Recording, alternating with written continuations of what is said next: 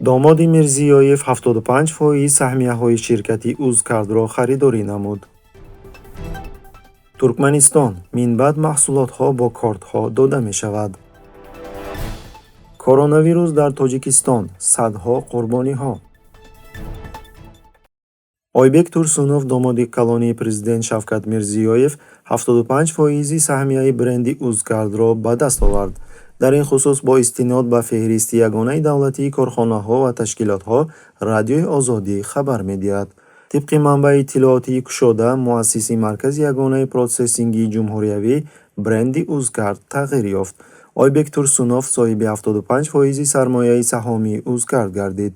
қаблан хабар дода шуда буд, ки Промадик Инвест, ки 95% саҳмияҳои он ба Ойбек Турсунов тааллуқ дорад, 36% саҳмияи Капитал Банкро ба даст овардааст.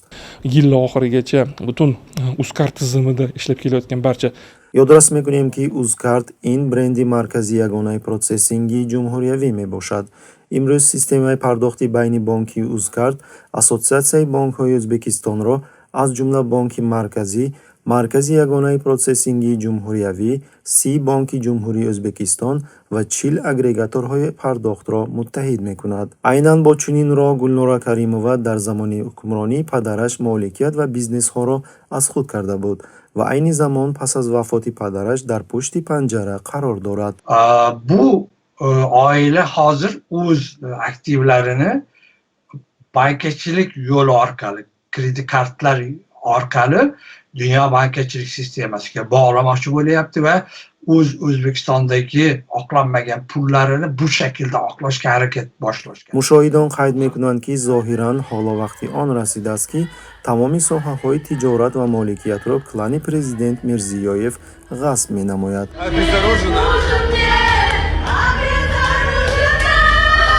гузашта аз ин эҳтимол дорад, ки ин ҳолат то он даме, ки Мирзиёев дар сари қудрат аст, идома хоҳад ёфт.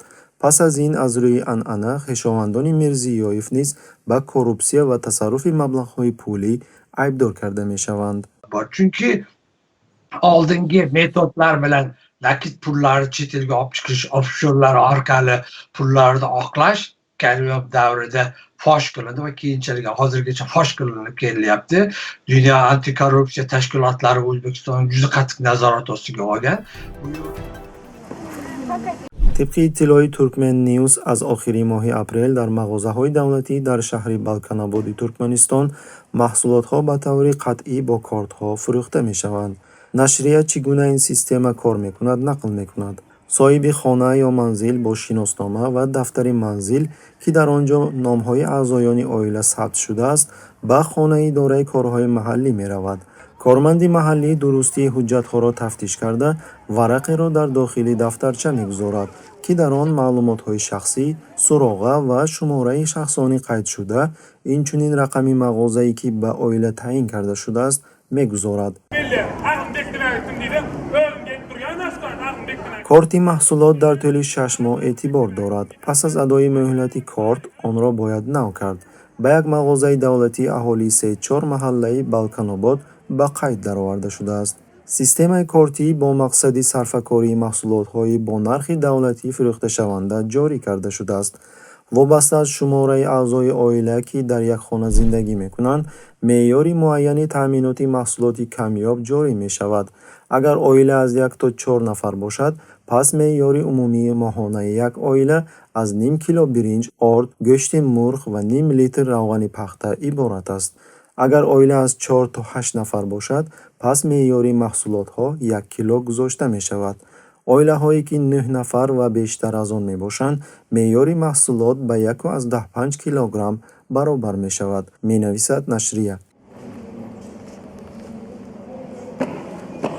ёдрас мекунем, ки норасоии маҳсулоти асосии ғизоӣ дар Туркманистон аз соли 2017 инҷониб эҳсос карда мешавад. барои баромадан аз вазъияти мазкур, мақомот ҳангоми фурӯши мол дар мағозаҳои давлатӣ аз маҳдуд кардани миқдори молҳо аз як тараф то фурӯши орд ба таври қатъӣ мувофиқи шиносномаҳо чораҳои маҳдудкунанда андешида буд. вале чӣ тавре ки мо мебинем, ҳамаи ин тадбирҳо натиҷаҳои мусбӣ наовард.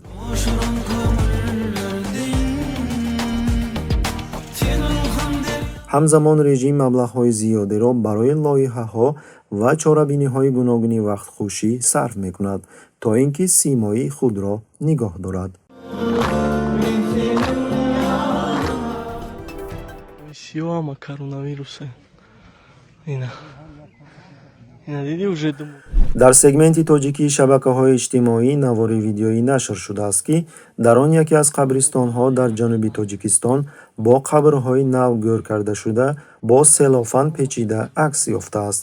сокине, ки навори видеоиро нашр кардааст, мегӯяд, ки дар ҳамаи ин қабрҳо қурбониёни коронавирус дафн карда шудаанд.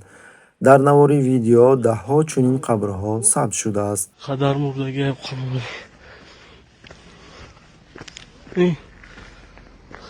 ҳамзамон тибқи маълумоти расмии Вазорати Тандурустии Тоҷикистон, шоми 14 май дар давоми рӯзи охир дар кишвар 106 ҳолати нави сироятёбӣ бо коронавирус ва 6 ҳолати нави марги беморон аз ин вирус ошкор карда шуд. ҳамагӣ мувофиқи маълумоти расмӣ, то шоми 14 май дар Тоҷикистон 907 ҳолати сирояти коронавирус ва 29 ҳолати марг аз ин вирус ба қайд гирифта шудааст. дар сомонаи КВТЖ Инфо, ки мақомоти Тоҷикистон онро бастааст, аз 9 май то 14 май рӯйхати алтернативии қурбониёни коронавирус ва пневмония дар Тоҷикистон дар тӯли 5 рӯз 211 нафарро ташкил дод.